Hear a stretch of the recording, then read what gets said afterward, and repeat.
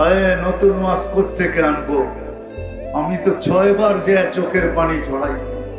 বেলাল রাদিয়াল্লাহু তাআলা আনহুর বাড়ি 6 বার দেখা চোখের পানি ঝরাইছি। আর বলছি, বেলাল কি জীবন করলে তুমি, আর আমি কি করলাম?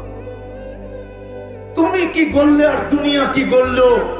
তুমি কি জীবন করলে যে জমিনে পা দিলে, জমিনে চললে জান্নাতে পদধূলি পায়? 3 মাস মদিনার থেকে দূরে থাকলে মুহাম্মদুর রাসূলুল্লাহ সাল্লাল্লাহু আলাইহি ওয়াসাল্লাম স্বপ্নে যায় তোমাকে ডাইকা নিয়ে আসে। কি জীবন করলে তুমি? দুনিয়া নিজ কবর থেকে উঠবে আর তুমি শুয়ে আছো কোথায়?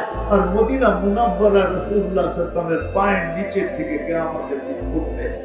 দুনিয়া উঠবে, কিছু বলবে, তুমি উঠবে আর আযান দিবে। দুনিয়া পায়ে হাইটা কিয়ামতের মাঠে যাবে আর তুমি লাল উটের উপরে চড়া যাবে। কি জীবন করলে? আজও তো তোমার দেশের মানুষগুলা দেখলে পছন্দ হয় না। সত্য এটাই। ইথিওপিয়ার মানুষগুলা দেখলে হাসি বেশি আসবে, পছন্দ হয় না। নবী চিনি না, যার কারণে সব পাইলাম, এই দুনিয়ার চেহারা দেখলাম। মুহাম্মদুর রাসূলুল্লাহ যদি না হইতো, হায় হায় ওইদিকে গেলে আবার হারায় যাবে। এই জন্য সহজ করছেন, আল্লাহর রসুলকে মানো। আপনারা যদি প্রশ্ন করেন, রসুলও তো নাই, রসুলও তো নাই। 1434 বছর হয়ে গেছে দুনিয়ার থেকে চলে গেছে। মনে হয় এখন 1444 চলতেছে, ঠিক না? 10 হিজরিতে আল্লাহ রসুল দুনিয়ার থেকে চলে গেছে। 1434 বছর। রসুল তো দুনিয়াতে নাই, সাহাবাও তো দুনিয়াতে নাই। যদিও বাংলাদেশে সাহাবাদের কবর আছে, কিন্তু কোথায় আছে তা জানি না। আমার কাছে তথ্য এতটুকু আছে যে আল্লাহ রসুল হিজরত করেন না, তখন এই জমিন সাহাবাদের চেহারা দেখছে।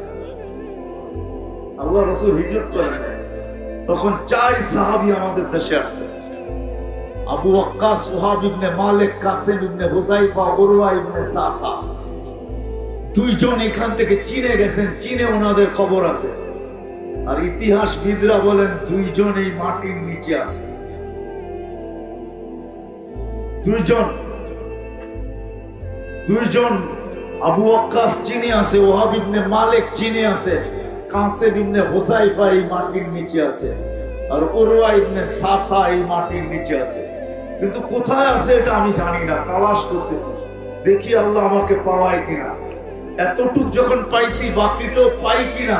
যদি পাই তাহলে ইনশাআল্লাহ আপনাদেরকে নিয়েই ওখানে যাব, সারা বাংলাদেশ নিয়ে যাব। সাহাবী রাসূল ওনারও নাই। তাহলে আমরা আল্লাহকে নিজেকে প্রস্তুত করব তো করব কি করে? তা আল্লাহ বলে, উলুল আমরি মিনকুম, কিয়ামতের সকাল পর্যন্ত উত্তরসূরিরা থাকবে। কেননা আপনারা বুঝবেন কি বুঝবেন না আমি জানি না। সূরা ইব্রাহিমের একটা আয়াতের উপরে আমার প্রশ্ন হয় আল্লাহর উপরে। প্রথম আয়াতের উপরে আলিফ লাম রা, কিতাবুন আনজালনা ইলাইকা লিতুখরিজান নাসা মিনাল যুলুমাতি ইলান নূর। এটা আল্লাহর রাসূলের জন্য এই আয়াত। বন্ধু, আপনাকে আমরা প্রেরণ করছি, কিতাবুন আনজালনা ইলাইকা লিতুখরিজান নাসা মিনাল যুলুমাতি ইলান নূর।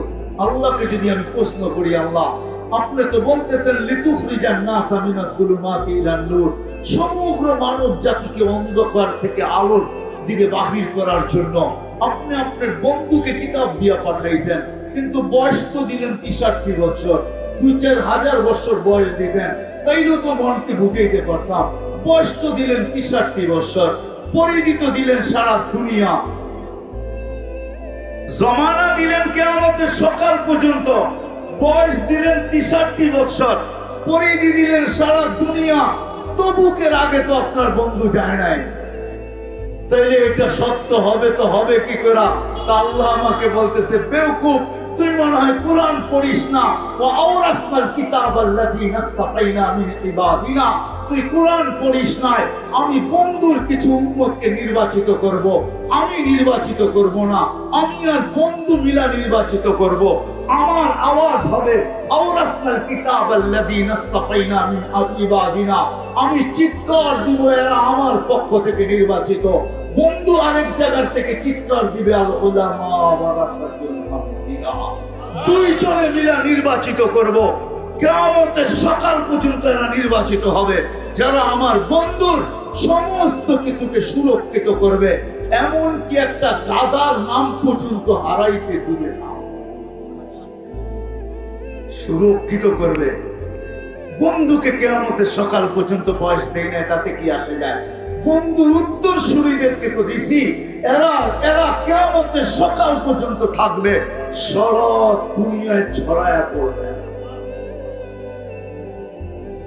এরা সারা দুনিয়ায় ছড়ায়া পড়বে। আমি দুনিয়া ঘুরে বলতেছি আপনাদেরকে, আমি নরওয়ের পরে গেছি, নরওয়ের পরে, যেখানে এই বছরও নরওয়েতে রোজা ছিল 1 ঘন্টা, 9 ঘন্টা, রাত্র 1 ঘন্টা, রোজা 23 ঘন্টা। কয় ঘন্টা?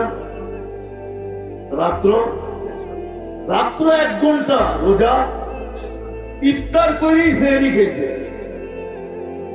আমি ওই দেশে সফর করছি, বরফ আর বরফ। ওইখানে যে দেখি এক হুজুরে ফাজাইলে আমল পড়ে, আমি কি এখানে কি করেন? এইখানে আপনি কি করেন? কেন এখানে মানুষ নাই? তখন আমার এই আয়াত বুঝে আসছে, আলিফ লাম রা কিতাবুন আনজালনা ইলাইকা লিতুখরিজান নাসা মিনাল যুলুমাতি। মানুষ যখন আসছে তো মুহাম্মদুর রাসূলুল্লাহর উত্তরসূরিও চলে আসছে যে এদের প্রস্তুতি হবে তো হবে কি করে। আমি দুনিয়ার এক দেশে গেছি, আপনারা প্রশ্ন করবেন ওইখানে আপনি গেলেন কেন, ঠিক না? হুজুররা তো মানতে করলেও করতে পারে, ঠিক না? এক হুজুরের ছাত্র প্রশ্ন করছে, হুজুর আমি যদি এমন জায়গায় গেলাম মাটিও পাই না পানিও পাই না, তো আমি উঁচু করবো কি দিয়া? তো হুজুর বলে লাঠি লিয়ে পিটানি শুরু করছে, তুই এমন জায়গায় গেলি কেন, ঠিক না? আমি এমন জায়গায় গেছি যেখানে মানুষগুলা মার পেটের থেকে যেরকম পোশাকে আসে ওই পোশাকে কবরে দেয়। ওই জায়গার নাম হলো উরিয়ান জায়া।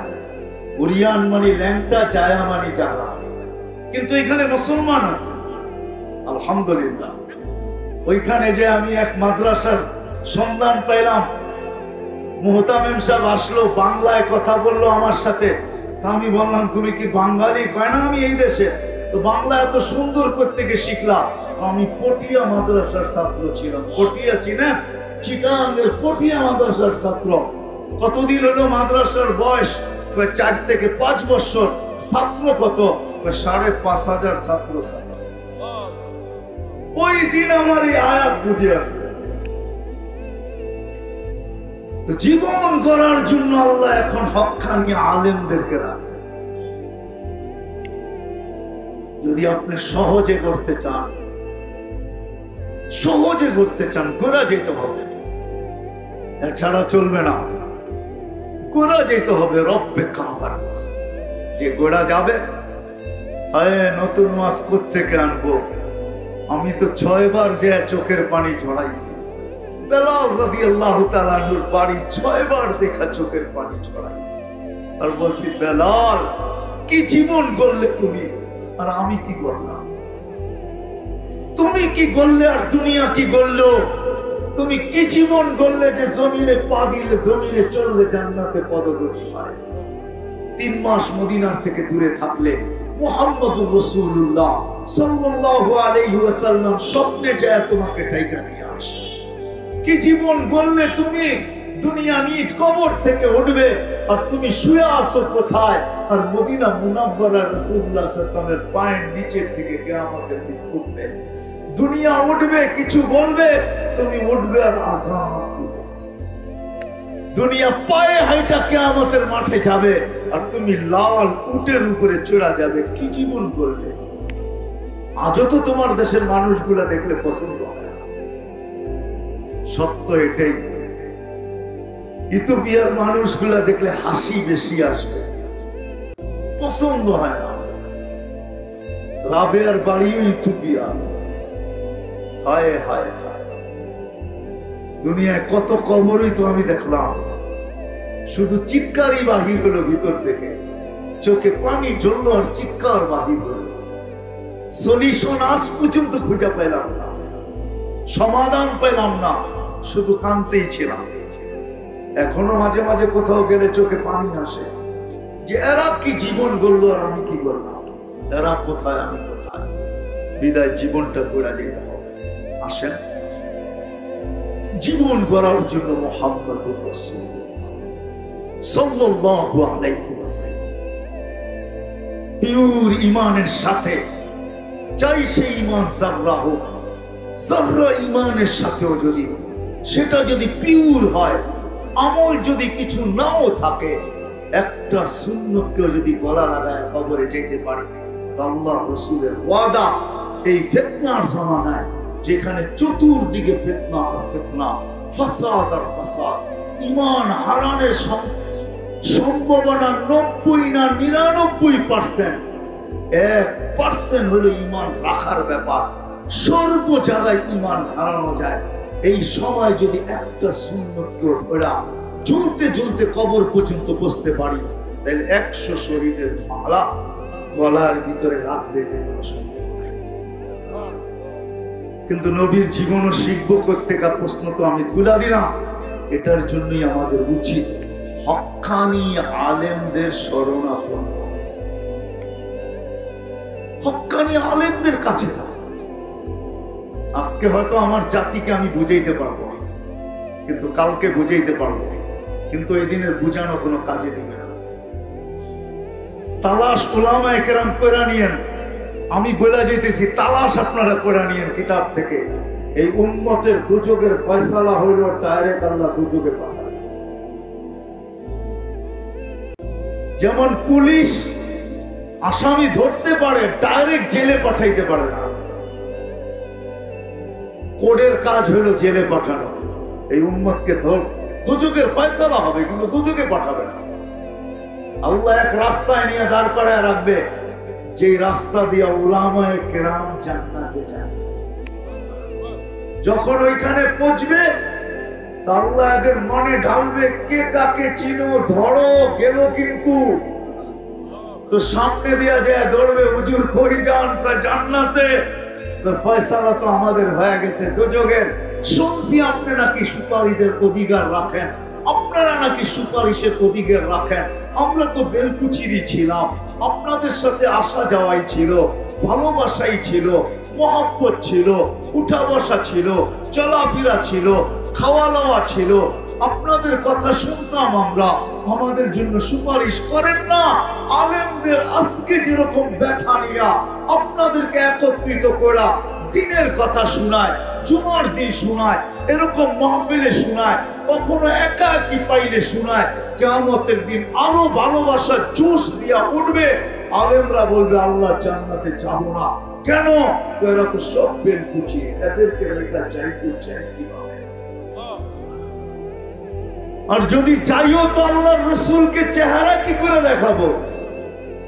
আল্লাহ বলে যাবে না, বসে না। আল্লাহর রহমত জোশ আসবে, আল্লাহ বলবে যে যাকে চিনো ধরে নিয়ে আসবে।